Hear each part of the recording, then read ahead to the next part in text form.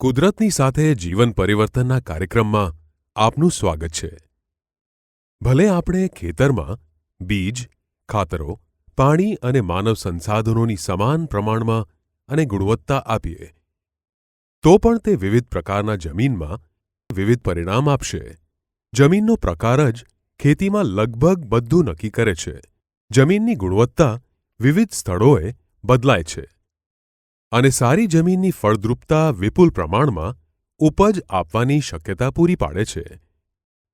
ઉચ્ચ ગુણવત્તાની ઉપજ માટે માટીની ફળદ્રુપતાની તૈયારી અને કાળજી લેવાનું મહત્વ વિવાદ કરતાં વધારે છે. આથી આપણા માટે જમીનના પ્રત્યેક પાસાને વિગતવાર સમજવું ખૂબ જ મહત્વપૂર્ણ છે. અમારા નિષ્ણાતોએ માટીના 3 ગુણધર્મોને ઓળખ્યા છે. તે શારીરિક ગુણધર્મો, રાસાયણિક અને જૈવિક ગુણધર્મો છે. પ્રથમ શારીરિક ગુણધર્મ છે. એકંદર દેખાવ, જમીનનો રંગ, પાણી જાળવણીની ક્ષમતા જેવા શારીરિક ગુણધર્મો એ મહત્વપૂર્ણ છે. આપણે જમીનની ભૌતિક ગુણધર્મોમાં ફેરફાર કરી શકતા નથી. તેમ છતાં ચોક્કસ પ્રકારની જમીનમાં કયા પાકને શ્રેષ્ઠ ઉપજ મળશે તે સમજવા માટે તેઓ આપણા માટે મહત્વપૂર્ણ છે. તે પછી રાસાયણિક ગુણધર્મ છે. શારીરિક ગુણધર્મોની સમજ આપણને તે નક્કી કરવામાં મદદ કરે છે કે કયા પાકમાં સૌથી વધુ ઉપજ આવે છે. આપણે જમીનમાં હાજર રહેલા પોષક તત્વોની માત્રા પણ સમજવાની જરૂર છે. રાસાયણિક ગુણધર્મો નાઇટ્રોજન, ફોસ્ફરસ, પોટેશિયમ, જસત, તાંબુ, બોરોન વગેરે જેવા જરૂરી પોષક તત્વોની ઉપલબ્ધતાની દ્રષ્ટિએ સમજી શકાય છે. આવા પોષક તત્વોને જમીનમાં પૂરતા પ્રમાણમાં જાળવવા માટે ખેડૂત સામાન્ય રીતે બજારમાં ઉપલબ્ધ ખાતરો અથવા અન્ય ઉત્પાદનોનો ઉપયોગ કરે છે. તેઓ ગાયનું છાણ અથવા ખાતરનો પણ ઉપયોગ કરે છે. ખાતર અને ગાયનું છાણ આવા પોષક તત્વો માટે સમૃદ્ધ સ્ત્રોત છે. તેથી આ બધાને જમીનના રાસાયણિક ગુણધર્મો તરીકે ગણવામાં આવે છે. અત્યાર સુધી ખેડૂતો અને ખાતર કંપનીઓ ફક્ત રાસાયણિક ગુણધર્મો પર ધ્યાન કેન્દ્રિત કર્યું છે, જ્યારે જરૂર હોય ત્યારે પોષક તત્વો જમીનને ઉપલબ્ધ કરાવવામાં આવતા હતા. પરંતુ હવે આપણે જમીનનો બીજો અગત્યનો ગુણધર્મ જોવા જઈ રહ્યા છીએ, જે છે જૈવિક ગુણધર્મ. માટીમાં રહેલા માઇક્રોફ્લોરા તરીકે ઓળખાતા સૂક્ષ્મ જીવાણુઓની પ્રાપ્યતા અને કાર્યક્ષમતા જમીનની સમૃદ્ધિ નક્કી કરે છે. આને વિગતવાર સમજવા માટે આપણે અમુક નિરીક્ષણો અને પ્રયોગો કરી શકીએ છીએ. પ્રથમ, થોડી માટી લો અને તેને 2 ભાગમાં વહેંચો. એક ભાગ ભઠ્ઠીમાં મૂકો અને તેને 150 થી 600 ડિગ્રી સુધી ગરમ કરો. માટીને ઠંડી થવા દો અને હવે માટીમાં બીજ વાવો. બીજ ઉગશે નહીં કારણ કે હીટિંગ પ્રક્રિયાથી તમામ સૂક્ષ્મ જીવાણુઓ નાશ પામેલા છે. આ અધ્યયનને સાબિત કર્યું છે કે બીજ અંકુરણ પ્રક્રિયામાં સૂક્ષ્મ જીવાણુઓ મહત્વપૂર્ણ ભૂમિકા ભજવે છે. બીજું નિરીક્ષણ, જ્યારે ખેડૂતો ખાતર નાખે છે ત્યારે તેઓને મૂળ દેખાતા નથી. તેમ છતાં ખાતરો તેમની અસર બતાવે છે.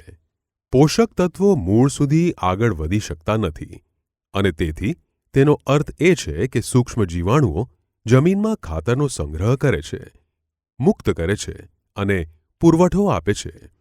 ત્રીજું અવલોકન એ છે કે આપણે બધા મનુષ્ય કાચો ખોરાક લેતા નથી. આપણે તેના પર પ્રક્રિયા કરીએ છીએ અને તેનું ગ્રહણ કરી શકાય તેવો બનાવીએ છીએ. એ જ રીતે છોડને પણ દ્રાવ્ય સ્વરૂપમાં પોષક તત્વોની જરૂર હોય છે. જો ફોસ્ફરસ માટીમાં ફેલાય અને જો જમીનમાં સૂક્ષ્મ જીવાણુઓ નથી તો ફોસ્ફરસ પાકને મળતું નથી અને ફોસ્ફરસની ઉણપ સર્જાય છે. આનો અર્થ છે કે સૂક્ષ્મ જીવાણુઓ ઉપલબ્ધ સ્વરૂપમાં પોષક દ્રાવ્ય પદાર્થોને એકરૂપ કરે છે, જેથી પાકમાં અધિશોષણ સરળ થાય. આ રીતે સૂક્ષ્મ જીવાણુઓ મહત્વપૂર્ણ ભૂમિકા ભજવે છે. નાઇટ્રોજનની આવશ્યકતા પાકમાં સૌથી વધુ છે. જો કે છોડમાં નાઇટ્રોજનની ઉપલબ્ધતા સીધી જમીનમાં રહેલા કાર્બનની માત્રાના સમપ્રમાણમાં છે. કાર્બનનો આદર્શ જથ્થો 1થી 1.5% જેટલો છે. આ ટકાવારી પાકના આધારે બદલાઈ શકે છે અને જમીનની ચકાસણીના અહેવાલ મુજબ નિર્ણય લઈ શકાય છે. ઘણી વખત વધુને વધુ નાઇટ્રોજન જમીનમાં નાખવામાં આવે છે, પરંતુ કાર્બનની ઉણપને લીધે પાકને ખૂબ ઓછો નાઇટ્રોજન મળે છે. અન્ય પોષક તત્વો ખાતરો દ્વારા મેળવી શકાય છે, પરંતુ ખાતરના ફોર્મનો ઉપયોગ કરવા માટે તૈયાર એવો કોઈ કાર્બન બજારમાં ઉપલબ્ધ નથી. જમીનમાં કાર્બન ઉપલબ્ધ કરાવવાનો એકમાત્ર રસ્તો છે ગાયનું છાણ અથવા ખાતર. સૂક્ષ્મ જીવાણુઓ ગાયનું છાણ અને ખાતરનું અધપતન અને વિઘટન કરે છે, અને વિઘટિત ગાયનું છાણ અથવા ખાતર અને અધપતિત કચરો કાર્બનના સમૃદ્ધ સ્ત્રોત છે. પાકના ફૂલો માટે પછી ફળો સુયોજિત કરવા માટે કુદરતી પરિબળો જરૂરી છે. આ કુદરતી પરિબળો પણ સૂક્ષ્મ જીવાણુઓ દ્વારા ઉત્પન્ન થાય છે. મનુષ્યની જેમ પાકને પણ સારી પ્રતિરક્ષા હોવી જરૂરી છે. સૂક્ષ્મ જીવાણુઓ વિવિધ પ્રકારના ફાઇટોરસાયણો ઉત્પન્ન કરે છે, જે પાકને તેમની પ્રતિરક્ષા ટકાવી રાખવામાં પણ મદદ કરે છે. સારમાં, તે સ્પષ્ટ છે કે માટીમાં બીજ અંકુરણ, સંગ્રહ અને પોષક તત્વોની સપ્લાય માટે મોટાભાગે માઇક્રોબિયલ ગણતરી, બાયોડિગ્રેડેશન પ્રક્રિયા દ્વારા જમીનમાં કાર્બનની ઉપલબ્ધતા, કુદરતી હોર્મોન્સનું નિર્માણ, રોગ પ્રતિકારક શક્તિનું નિર્માણ, ટૂંકમાં છોડના સમગ્ર જીવનચક્રમાં શક્તિ અને પ્રવૃત્તિની આવશ્યકતા છે. આ બધી મહત્વપૂર્ણ પ્રવૃત્તિઓ 100% જમીનના જૈવિક ગુણધર્મો પર આધારિત છે. સૂક્ષ્મ જીવાણુઓ એક મહત્વપૂર્ણ સ્ત્રોત છે. રૂપક રીતે કહીએ તો તે જમીનમાં વાસ્તવિક મજૂર છે. તેઓ પાણી, પોષક તત્વો, બીજ વગેરેનો શ્રેષ્ઠ ઉપયોગ કરે છે, અને દુર્ભાગ્યે આપણે જમીન માટે તેમના મહત્વને ક્યારેય સ્વીકાર્યું નથી. ખાતરો અને અન્ય પાસાઓ જેવી દરેક બાબતોના સંચાલનમાં આપણે ઘણું રોકાણ કર્યું છે, પરંતુ જમીનના માઇક્રોફ્લોરાને સુધારવા પર કામ કરવા માટે ખૂબ કાળજી લેવાતી નથી. જો મજૂરોની તંદુરસ્તીની ચિંતા ના કરવામાં આવે તો ફેક્ટરી ચાલશે નહીં, પણ સૂક્ષ્મ જીવાણુઓની વૃદ્ધિ અને શક્તિને અવગણવામાં આવે તો માટી શ્રેષ્ઠ ઉપજ આપશે નહીં. આજકાલ લોકો પાકના વિકાસ, ઉપદ્રવ, સમૃદ્ધ ફૂલો અને ફળોનો ટકાવ કરવામાં તેમની અસમર્થતા વિશે ફરિયાદ કરે છે. જો કે આ ફરિયાદો સૂચવે છે કે જમીનમાં નબળી માઇક્રોબિયલ પ્રવૃત્તિ છે.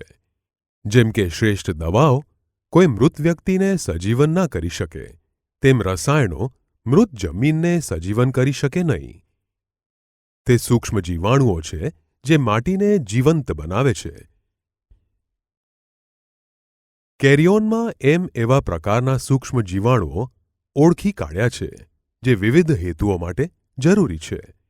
અમારી પ્રયોગશાળાઓમાં કરવામાં આવેલ વિસ્તૃત સંશોધન એ અમને જમીનમાં માઇક્રોબિયલ પ્રવૃત્તિ વધારવાની રીતો અને આવા સૂક્ષ્મ જીવાણુઓની તંદુરસ્ત વૃદ્ધિ થાય તેવું વાતાવરણ કેવી રીતે બનાવવું તે વિશે આંતરદ્રષ્ટિ આપે છે.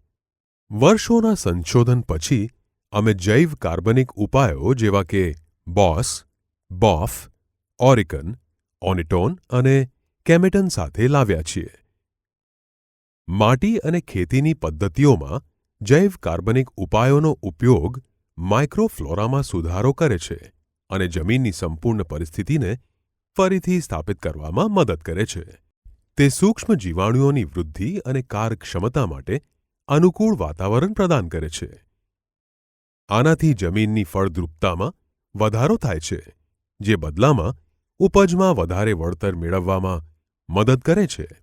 ખેડૂત વિવિધ પ્રકારના મિશ્રણોનો ઉપયોગ કરીને પણ બોસ, ઓરિકન, ઓનિટનનો ઉપયોગ કરી શકે છે. અમારા અનુભવ મુજબ ખેડૂતને તેની માટીમાંથી ઉત્તમ ઉપજ મળે છે. અમે સતત શ્રેષ્ઠ ખાતર અથવા શ્રેષ્ઠ બીજની શોધમાં વ્યસ્ત છીએ, પરંતુ કેરી-ઓન ટેકનોલોજીનો ઉપયોગ કરીને જમીનની ફળદ્રુપતામાં સુધારો કરવા પર કામ કરી રહ્યા છીએ. જે જૈવ કાર્બનિક ઉપાય છે ત્યારે તમારી શોધ સમાપ્ત થશે. અમારા માર્ગદર્શિકા અનુસાર ખેડૂતો તેમના ખેતરના નાના ક્ષેત્રમાં આ ઉપાયો અજમાવી કરી શકે છે અને 3 મહિના સુધી તેનો અભ્યાસ કરી અને તફાવત જોઈ શકે છે. છેવટે બાકીના વિશ્વમાં શું થાય છે તે ખૂબ મહત્વનું નથી, પરંતુ તમારા પોતાના ખેતરમાં શું થાય છે તેની સંભાળ રાખવી તે સૌથી મહત્વપૂર્ણ છે. અમારી કંપનીના પ્રતિનિધિ તમને કેરી ઓન તકનીકન પાક મુજબના ઉપયોગ વિશે સમજાવશે. તમે વિવિધ કેરી ઓન ઉપાયો વિશે સંપૂર્ણ માહિતી લઈ શકો છો. કેરી ઓન ઓર્ગેનિક આ કાર્યક્રમમાં તમારો કિંમતી સમય આપવા બદલ તમામ ખેડૂતો અને સહભાગીઓનો આભાર માને છે. આ અદ્ભુત પ્રોગ્રામ કુદરતની સાથે જીવન પરિવર્તનમાં ભાગ લેવા માટે અમે હંમેશા તમામનું હાર્દિક સ્વાગત કરીએ છીએ. ખૂબ ખૂબ આભાર.